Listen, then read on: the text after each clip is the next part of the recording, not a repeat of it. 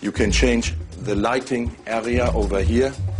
You can have green light, you can have blue light.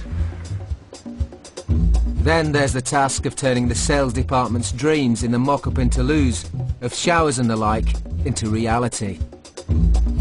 We will have showers on our aircraft, but not in the way like they are displayed at the moment in Toulouse, because these are sorts of designers, not of engineers building the stuff.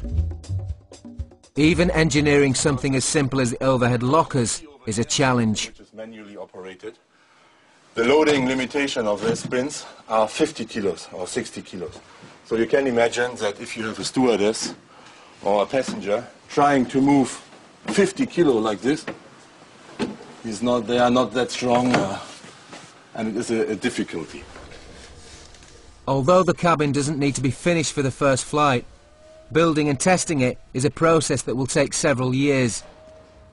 Even now, if the early customers are to get their planes on time, the team have their work cut out. What is really needed is time.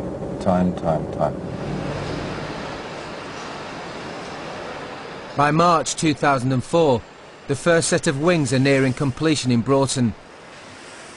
The fuselage parts are almost ready to leave northern France and Germany for the final assembly line in Toulouse, where everything will be joined together.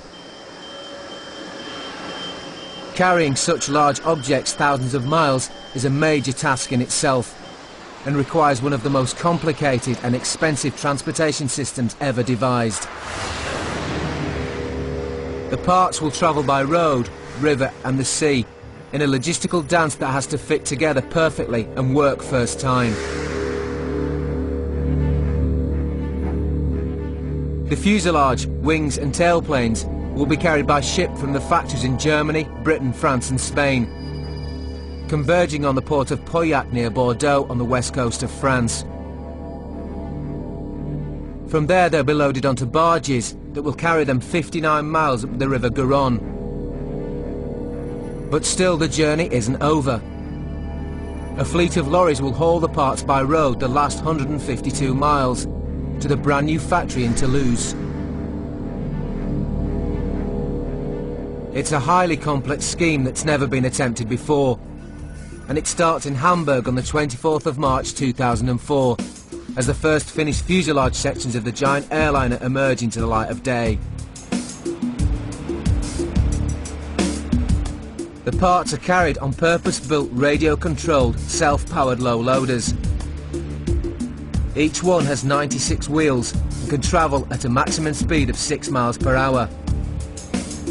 The factory is just a few hundred yards from the purpose-built dock where the cargo ship waits.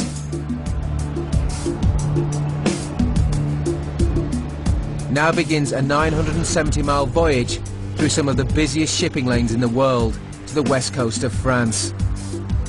Thankfully, the weather is perfect.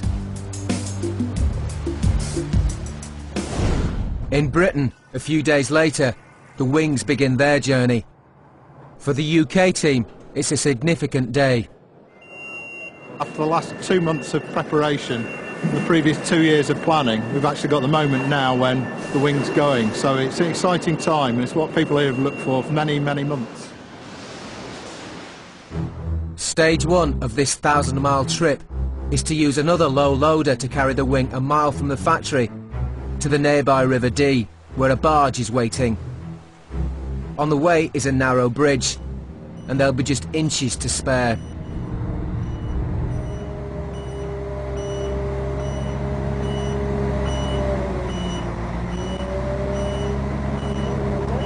Very close.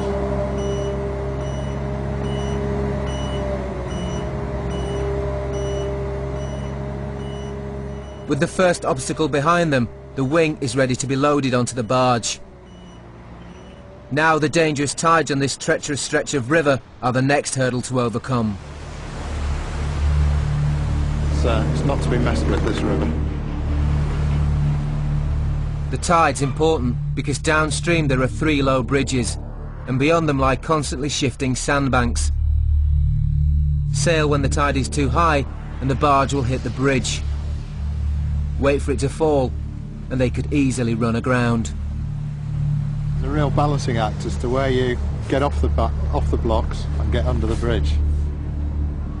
Graham Harwood, the barge captain, has been studying the river for the last 4 months. He's hoping to clear the first and lowest bridge by just 50 centimetres. The first bit is the bridges, having a clearance of probably around about ½ a metre. You know, that's what we've set in. We've got to have ½ a metre clearance under the bridges, so the timing is of the essence, like, you know. At this time of the month, the current is running dangerously fast. They haven't picked the right time for us because the tide is making probably about 5 knots. And, you know, we've got to compete with that later on. So, not the best time of year, not the best tide for the first time it's been done, but I'm sure we'll manage it. We'll have to.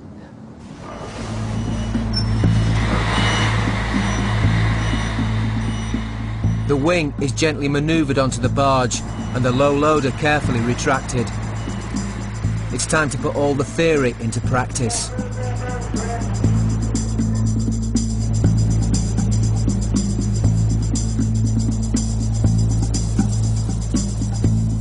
The crew are constantly monitoring the clearance under the bridge, but as they approach, they realise the strong wind is holding the tide back.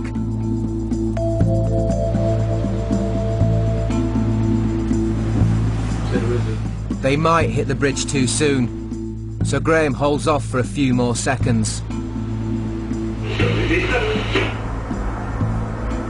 Yeah, there it is. Okay.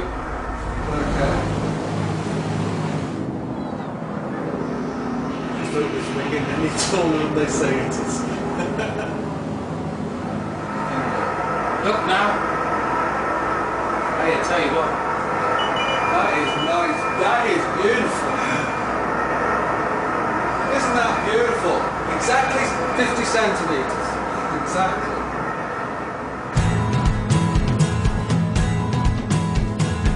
Graham has judged it perfectly. Cutting it fine under the bridges has given him plenty of water under his keel for the remaining 13 miles of river. Soon he'll rendezvous with the ship that will take the wings to France.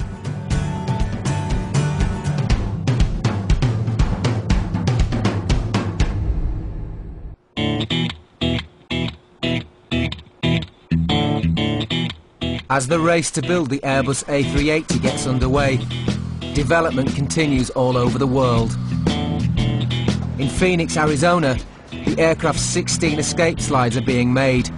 Each one is custom built to meet stringent regulations, and that means a lot of testing.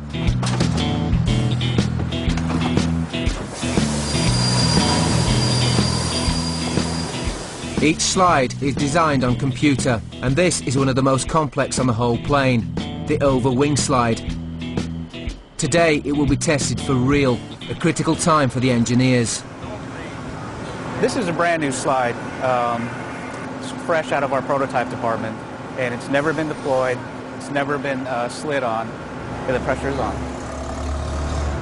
The slide fits in a small pack, which is mounted to a full-size mock-up of the plane. It allows passengers to get from a door here, across the wing to the ground, deploying almost as if by magic from here. 3, 2, 1!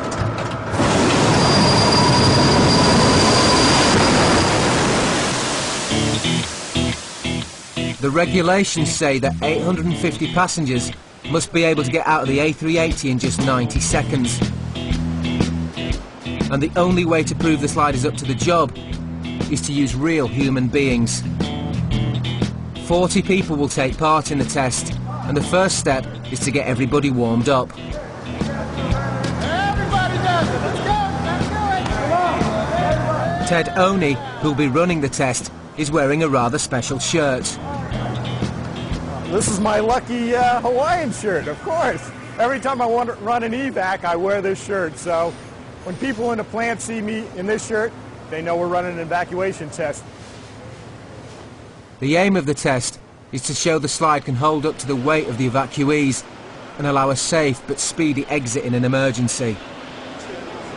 Our slide will have to have 40 people traverse down the slide in less than 17 seconds.